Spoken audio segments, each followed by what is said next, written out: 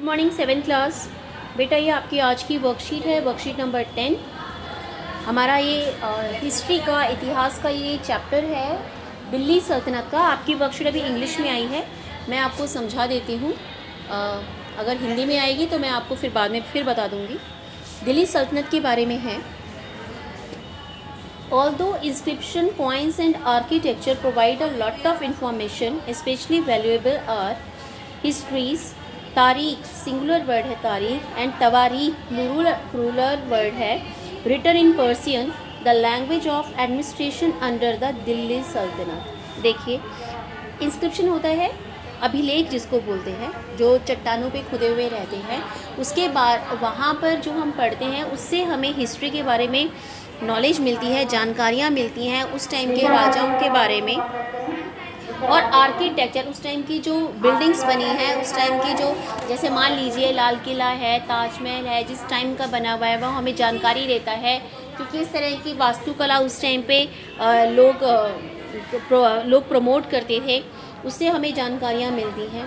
और दो शब्द हैं हिस्ट्री में, एक है तारीख जिसको आप डेट कहते हैं, ये सिंगुलर वर्ड है, और दूसरा है तवारीख, ठीक है। और उस टाइम पे जितना भी एडमिनिस्ट्रेशन, प्रशासनिक काम होता था वो पर्सियन लैंग्वेज में होता था, फारसी लैंग्वेज में होता था। द ऑथर्स ऑफ तवारीख were learned men and secretaries. जो तवारीख जो लिखते थे, इम्पॉर्टेंट डेट्स के बारे में जो लिखते थे, वो बहुत स्कॉलर्स लोग होते थे, या तो सचिव होते थे, प्रशासनिक लोग होते थे, या पोइट कवि होते थे, कला दरबार में काम करने वाले होते थे। Were both recounted events and advised rulers on governance, emphasizing importance of just rule. उस टाइम पे जिस भी राजा का शासन होता था उसके बारे में ये लोग लिखते थे। और ये जो तवारीख के लेखक होते थे, द ऑथर्स ऑफ तवारीख lived in cities, mainly Delhi में रहते थे। हार्डली एवर इन विलेजेस, गाँव में बहुत ही कम लोग ये लोग रहते थे। They often wrote their histories for sultans in the hope of rich rewards. ये इसलिए लिखते थे ताकि इनको इनाम के रूप में मोटी रकम मिले, रिवॉर्ड मिले, इनको इनाम मिले। These authors advise rulers on the need to preserve an ideal social order based on birthright and gender distinctions. Their ideas were not shared by everybody. ये जो ऑथर्स होते थे, जो लिखने वाले होते थे, ये रूलर्स को एडवाइस करते थे कि वो एक आइडियल, मतलब एक आदर्श स्थापित करने की कोशिश करें, ठीक है। आगे देखिए, Delhi first became the capital of kingdom under the Tomar Rajput. जब तोमर राजपूतों का शासन था तब दिल्ली को कैपिटल बनाया गया। Who were defeated in the middle of the 12th century by the Chauhans. और फिर इन तोमर राजपूत, इनको किसने हराया? चौहान्स ने हराया। Also referred to as Chahamanas, इनको चहमानास भी कहते हैं, of Ajmer. It was under the Tomars and Chauhans that Delhi became an important commercial centre. एक व्यापारिक केंद्र बना तोमर और चौहान के राज में। Many rich Jain merchants lived in the city and constructed several temples. जो यहाँ पर जैन व्यापारी रहते थे उस टाइम पे उन्होंने बहुत से मंदिरों का निर्माण किया। Coins minted here called Delhi वाल, जो यहाँ पर सिक्के ढाले जाते थे उन्हें दहली वाल कहा जाता था। Had a wide circulation. The transformation of Delhi into a capital that controlled vast areas of सब continent started with the foundation of the Delhi Sultanate in the beginning of the 13th century। अब ये दिल्ली सल्तनत का देखिए, यहाँ पर आपको एक बहुत अच्छा चार्ट दे रखा है। आप अपनी किताब खोलेंगे तो आपको ये चार्ट मिलेगा। आपको अपनी वर्कशीट वाली कॉपी में लिखना है कि 1100 जब तोमर्स आए वो थे 1165 के करीब, ठीक है।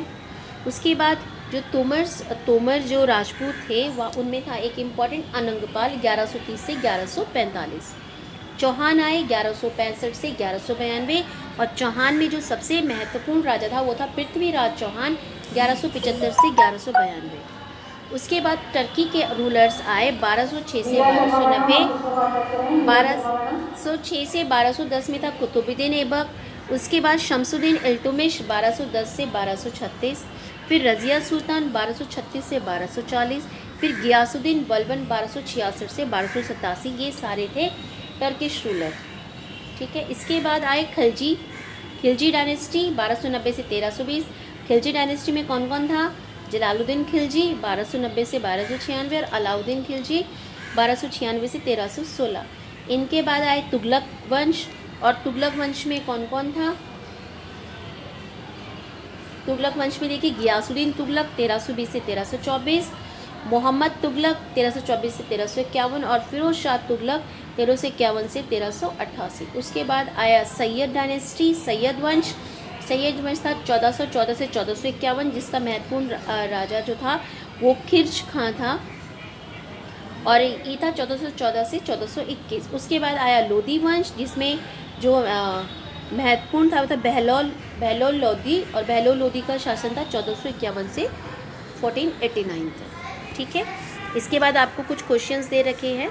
Mention the sources which help us to study history. दो स्रोत बताइए जिससे आप हिस्ट्री का अध्ययन कर सकते हैं। तो ऊपर हमने पढ़ा था ना, इंस्क्रिप्शन, अभिलेख और आर्किटेक्चर मतलब वास्तुकला, जो उस टाइम की बिल्डिंग्स, टेम्पल्स बनाए गए हैं, आप ये दो लिख सकते हैं। How can the study of तवारीख बी यूज़फुल फॉर अस। जो तवारीख लिखते थे वो हमारे लिए क्यों यूज़फुल है, क्यों लाभदायक है? हमारे लिए इसलिए लाभदायक है क्योंकि हमें उस वक्त की इम्पॉर्टेंट बातों के बारे में जानकारी मिलती है कि राजा किस प्रकार शासन करते थे, क्या महत्वपूर्ण निर्णय लिए गए। ठीक है। Describe the limitation of the study of तवारीख। तवारीख की सीमाएं क्या हैं, कमी क्या है? कमी ये है कि ये जो तवारीख के लेखक होते थे ना, ये केवल राजाओं की प्रशंसा के बारे में लिखते थे, क्योंकि प्रशंसा करने पर इनको रिवॉर्ड मिलता था, इनाम मिलता था। ये अन्य बातों पर जो और बातें होती थी उनको नहीं लिखते थे। Find out which rulers contribute in the construction of Qutub Minar. Qutub Minar किसने बनाया, ये अब आप खुद सर्च करके मुझे बताएंगे। कुतुब मीनार किसने बनाया, और कुतुब मीनार के बारे में कुछ जानकारी इकट्ठी करके आपने लिखना है। तो ये आपकी आज की वर्कशीट है, इंग्लिश में आई है। मैंने आपको थोड़ा हिंदी में समझाने की कोशिश करी है। आप लोग इस क्वेश्चन आंसर्स को कर लीजिए।